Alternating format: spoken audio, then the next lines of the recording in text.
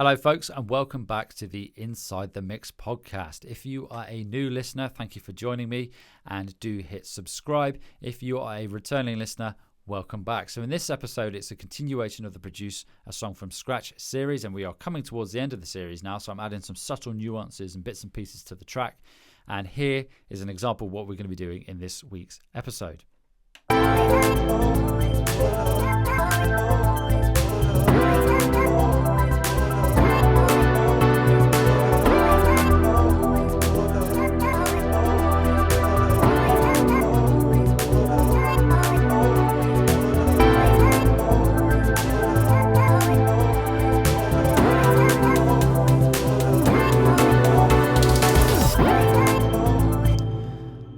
So there we go, folks. There's a bit of a reverb tail there. So let's dive into this week's episode. Okay, folks, so I've got this snare in the build just before it comes into the next section, and it's doing this.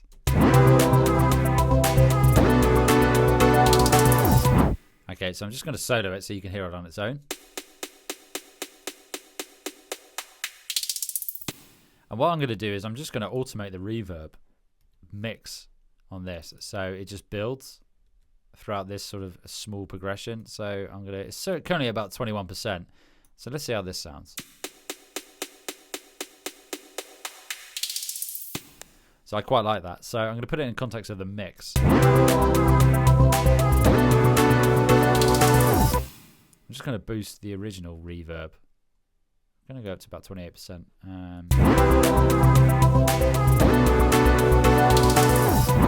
That's quite cool. There you go. Really quick tip you can use on your build sections if you've got a snare is just to automate the mix knob, the mix parameter of your reverb, and so it builds as you end a progression. Give it a go. Okay, folks, I've come back to the intro now, and I've got this vocal sample at the beginning. And what I'm going to do is I've got an EQ because I want it to sit a bit better in the mix. I want it to sound more distant. So I've applied a high cut and, or rather, a high pass and a low pass filter. So the high pass is set around, I've got around 230 hertz, and then the low pass is set at around, what have we got, about 1500 hertz, 1.5 kilohertz, and it sounds like this. So that's with, and this is without. And I think it just sounds a bit more distant. So let's play it from bar 5.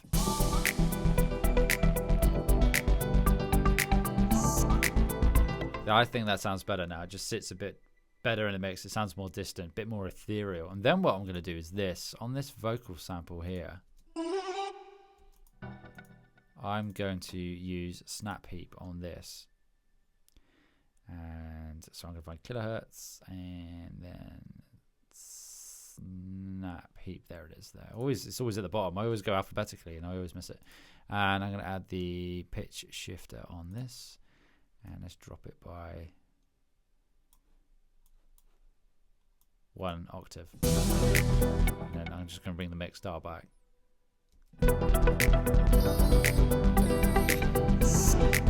So on its own, it's quite subtle, but it sounds like this. So the little altar boy does something similar. In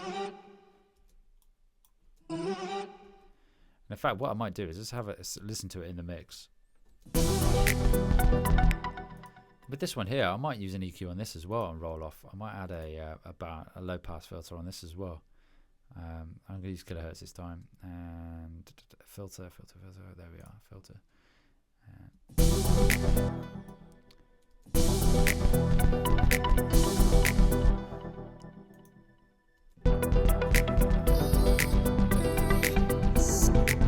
It's a bit too much, so I'm going to bring it back to about 1500.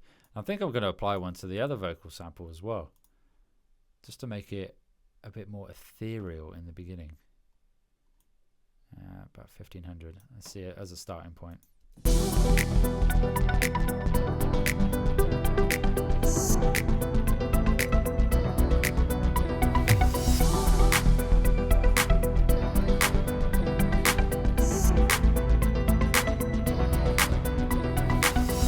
That's quite cool. Quite like that. Just get rid of some of that high end. I'm wondering if I put snap heap on that one as well. see what we can do. Snap heap. So this is going to be on this second vocal sample. So this one here. It needs something. Let's try. What have we got? Maybe a phaser. Let's try that. That's quite cool. Sorry folks, I've got the loop region on there. So this is it on its own. Let's solo that.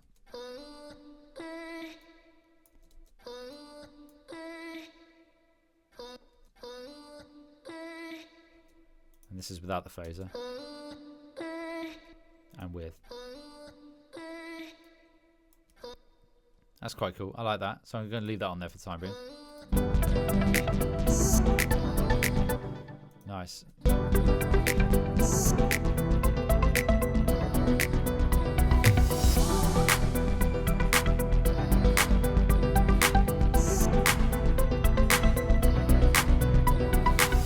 What I did then was with the claps, I just added a bit more reverb, but it sounded quite abrasive, so I dialed it back. There we go. That makes that a bit more interesting. So all I've done there is I've taken one vocal chop or vocal sample, and I've used snap heap with a pitch shifter and pitched it down by 1 octave, and then used the mix dial to bring that in. And then I've just used high cut and low cut filters on those vocal samples just to help them sit better in the mix as well, because I want them to sound quite distant. And then I've added a phaser to one of them as well. So give it a go. Okay, folks, so now what I'm going to do is this. I've got the build chords, which currently sound like this. I'm just going to isolate them.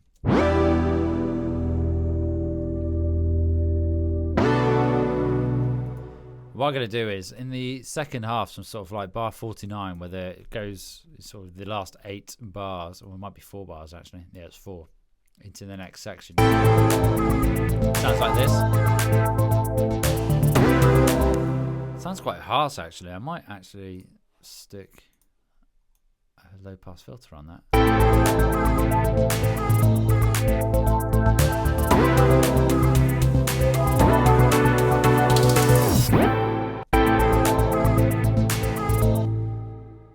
Just dial that back a bit. I'm going to duplicate this pad because I'm going to add another one in. And I want all the, so I'm going to drag that down and copy. I want to copy all the automation on this. So I've got the tape stop effect as well, and I'm going to find a different pad to go with this here. So let's go to pads. It's not even a pad that's on there. What have we got?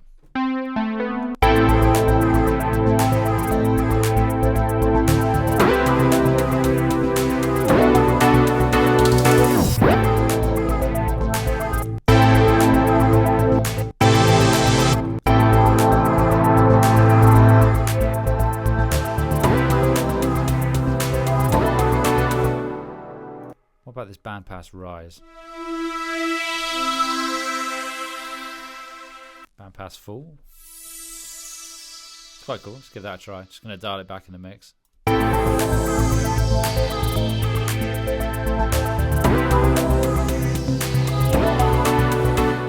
Maybe not.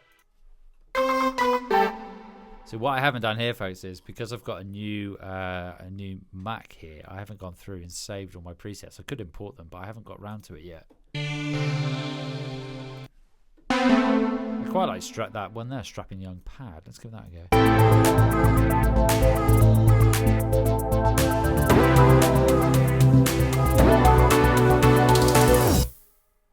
So let's play it into that. It's not different enough for my liking.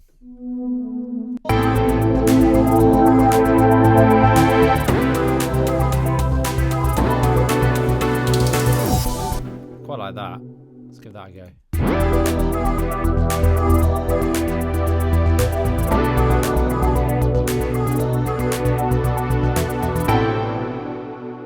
Yeah, that's really nice. The only thing I might do is though dial back the plate reverb on it. So let's go from bar 37. So this is just the normal pads, rather than the first pad.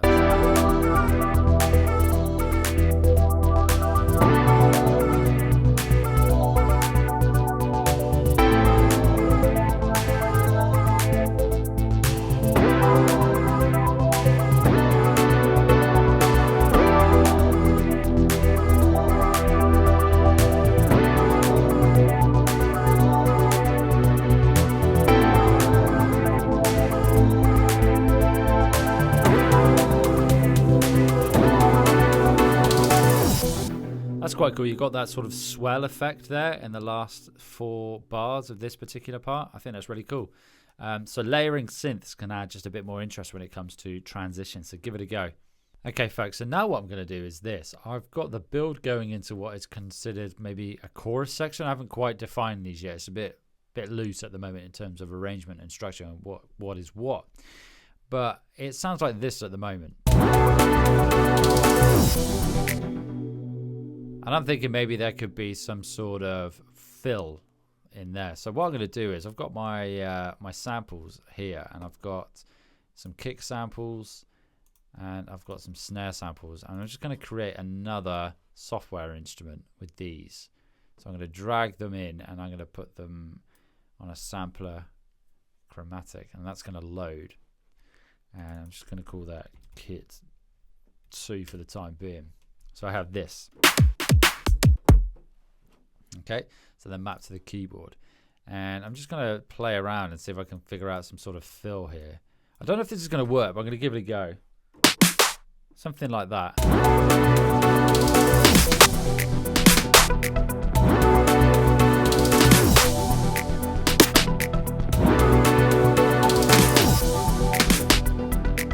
Maybe that. Let's give that a go.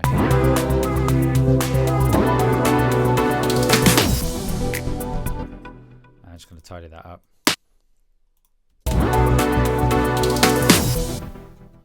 Let's tidy it up 2 map. I've got it quantized to 8 notes. Let's try 16. Let's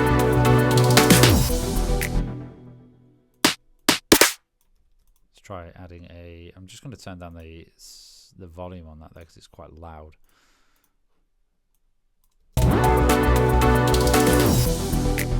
That's better.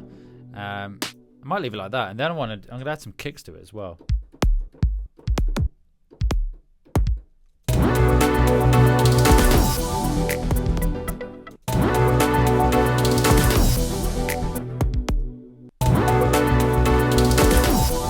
Let's record that.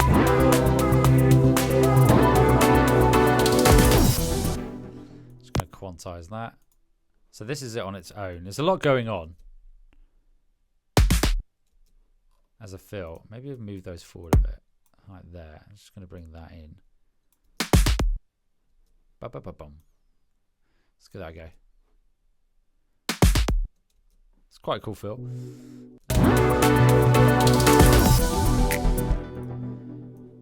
And then I am going to just play around with these a bit. I'm going to roll off some of the highs, because I don't need it. There's a lot, because I've got the high frequency energy from the other snare. I don't really need it for this one. And then I'm going to go into, just going to multipass. I'm going to go to browse, select digital, and see there's drum sweetener. Let's give that a go.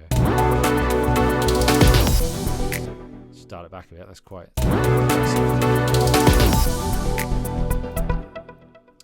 Let's send it out to a verb. Let's go with this short verb.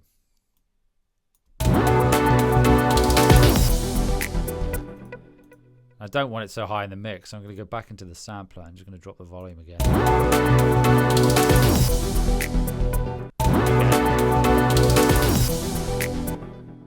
Maybe it works. It's an idea. We'll chuck it in. We'll leave it there for now. There we go. So you can just create a sampler instrument using kicks and snares and creating some sort of fill going from one section to another. Give it a go. Okay, next what I want to do is in this build section, I've got this lead here, which is using a, where are we? It is using pigments. And it sounds like this. I'm just going to solo it on its own. With an ARP. Which is quite cool, and I think I've got an EQ on it. I have, yeah. So this is it without the EQ. And I'm going to duplicate that. And I am going to call that lead 3. And I'm going to find another lead. Just going to drag, I've got the wrong instrument here, wrong shortcut. I'm going to drag those down and get rid of the EQ. I'm going to keep the ARP on, but I'm going to see if I can find a different patch. So that's Annabelle. I'm going to go to, so that's pigments. I'm going to go to Anna 2. So I think there's a bell in here, if I remember rightly. I'm going to go to all. There's a DX side of bell.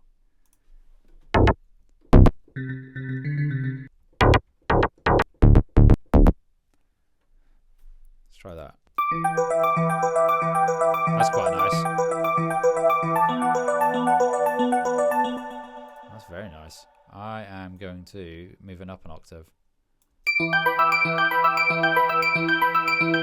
The reason I've done that is otherwise I've got so much going on in the same frequency spectrum with the pads and with this other lead as well. So the two of them, this is the Pigments on its own. And this is with the DX bow and Ana 2. And now I'm going to play it in context of the mix.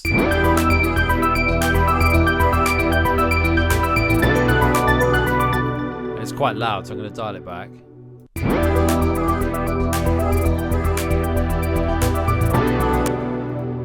So what I might do is I might just do a bit of night and day. So I might have it in the section here. So it goes some sort of like bar, I don't know what bar that is, bar 37. I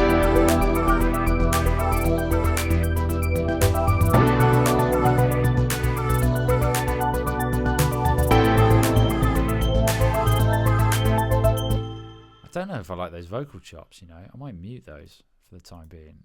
And if I mute those, and I might just use the one I've got here. Let's give that a go.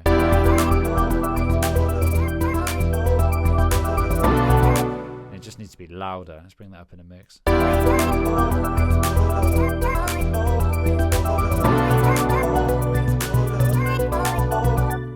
Don't know if I like that now. I'm just going to transpose it down again and bring it back to where it was.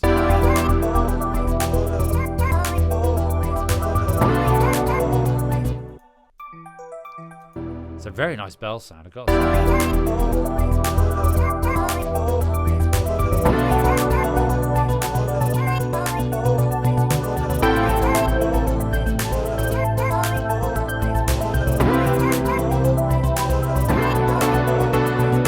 what I'm going to do is I'm going to pan them.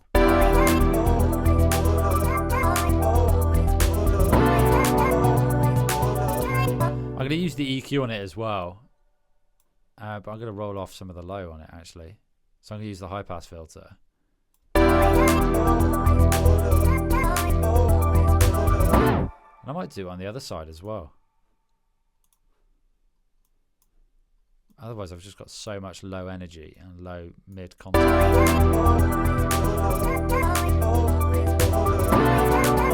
At the moment it sounds a bit lopsided.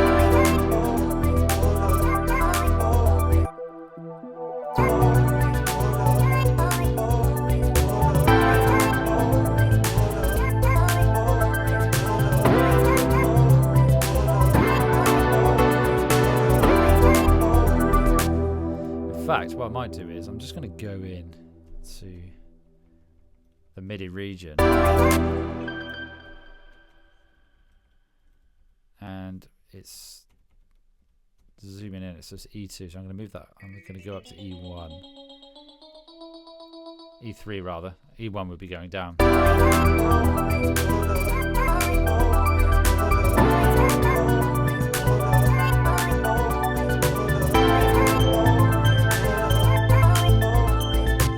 Bring it back in the mix, and I think it needs more reverb, so I'm just going to go into Ana 2, boost that.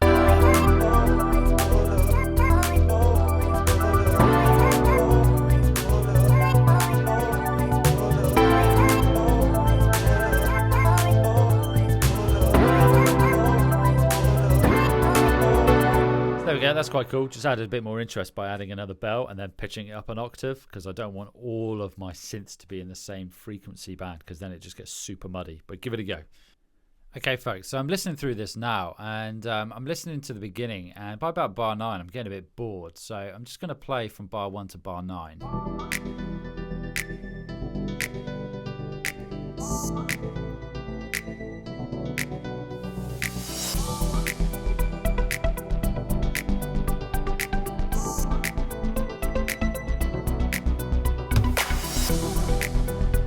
Yeah, so what I'm thinking is, I was playing around with Massive and some of the effects in there, so I'm going to create an instance of Massive. So I'm going to press Command Alt and S, and I'm going to create another software instrument track, and I'm just going to open up Massive because it's got some really cool effects in there, and I love using like atonal effects in tracks. just to make them more interesting. So I'm just going to play around with some of these. See what we have, just to add a bit of interest to the track. So I'm just going to loop from bar 1 to bar 17.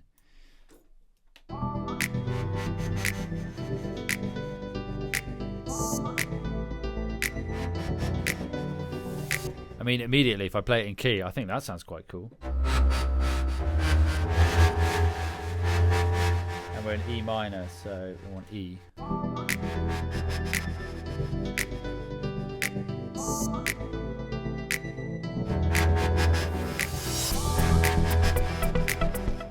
I might slap that in. That sounds quite cool. Just to save a bit of time, because I can't remember all the notes, I'm just going to go to Scalar and open Scalar. And I'm just going to put it into E minor. And I'm going to lock the keys, because I cannot remember all the notes.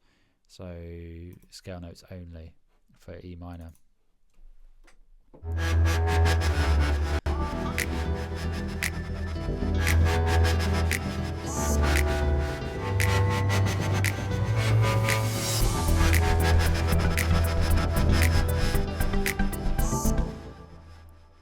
I think I just need E. I'm just going to play E. Let's give that a go.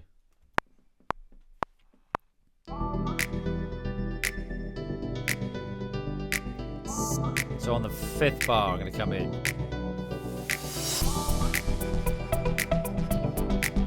He says, but I played it incredibly low. I didn't really hit the key on the keyboard. You can see there, if you're watching this on YouTube, the velocity is at 12, so I'm just going to boost that. Let's see what this sounds like.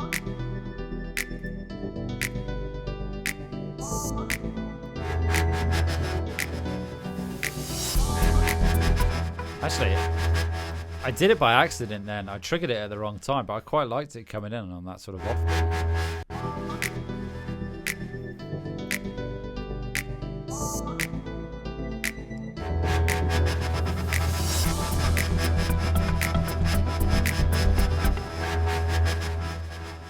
And it's a bit too long. And also, I'm going to use a low pass filter on it.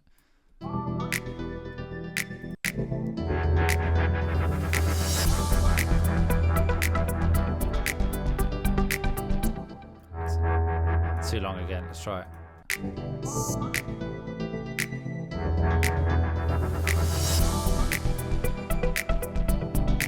And I think also it doesn't need to come in there.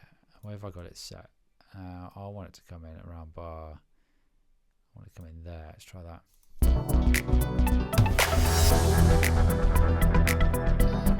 Not even there. I think maybe there.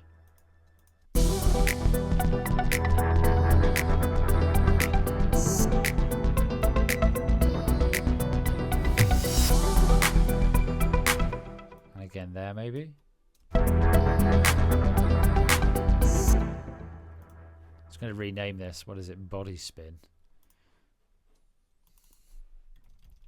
Body spin.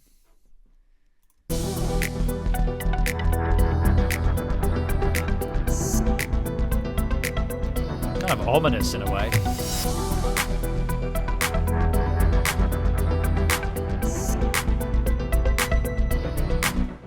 And then maybe again around bar 60, not bar, just before bar 17. No, too soon. Maybe just before bar 18.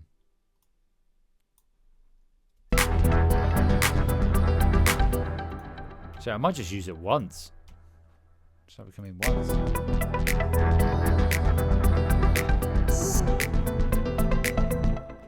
Yeah, something like that. And then in the verse section, when it comes after the drop,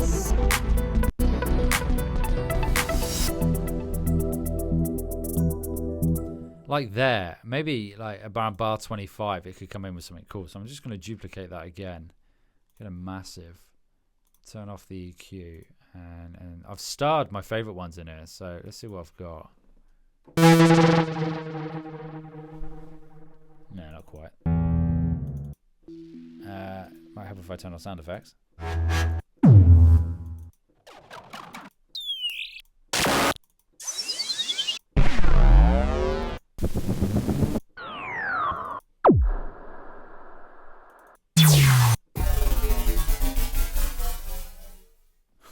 I have no idea if any of these are going to work. Let's give it a go anyway.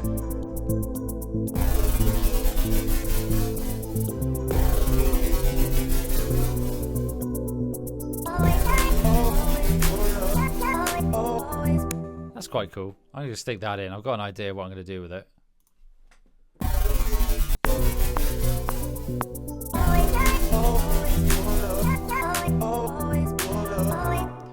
And once again, I'm just going to use some EQ on it.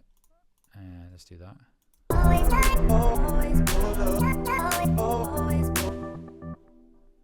And maybe again there. So let's play it.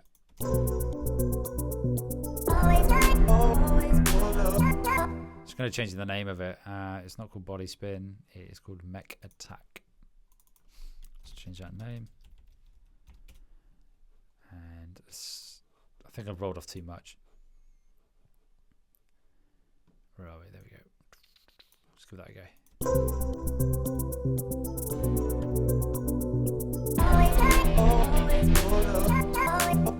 Probably too much going on there. And then I also want to slap some reverb on it as well. Let's put a long reverb on it, and maybe I'll send it out to the delay as well. See how this sounds. Right.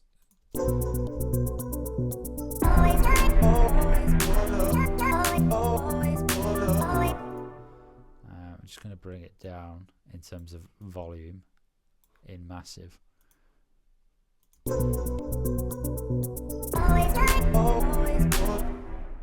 I'll transpose it. See how that sounds.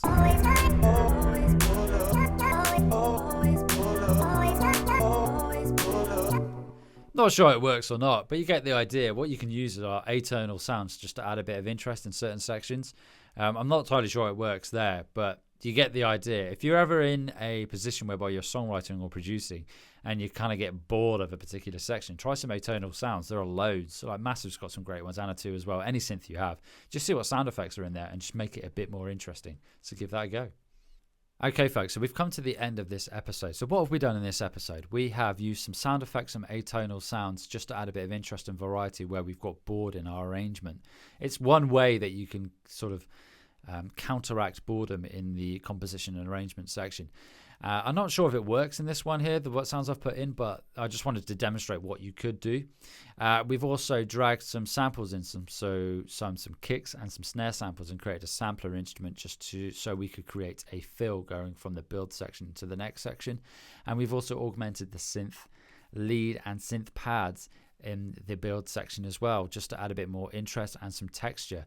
But be mindful when you do that you're filling up that frequency space. So that's why I pitched the bell sound an octave up, because I didn't want everything sitting in that particular frequency spectrum or that band, because it's going to sound very muddy. But during mixdown we can solve that, and we can also use panning and leveling as well, and automation. So folks, if you want to progress as a producer and a songwriter, head over to www.insidethemixpodcast.podia.com/free and take on my free 28-day producer growth scorecard challenge. Okay, the idea is that you can gamify your songwriting and production and kick on and release more music.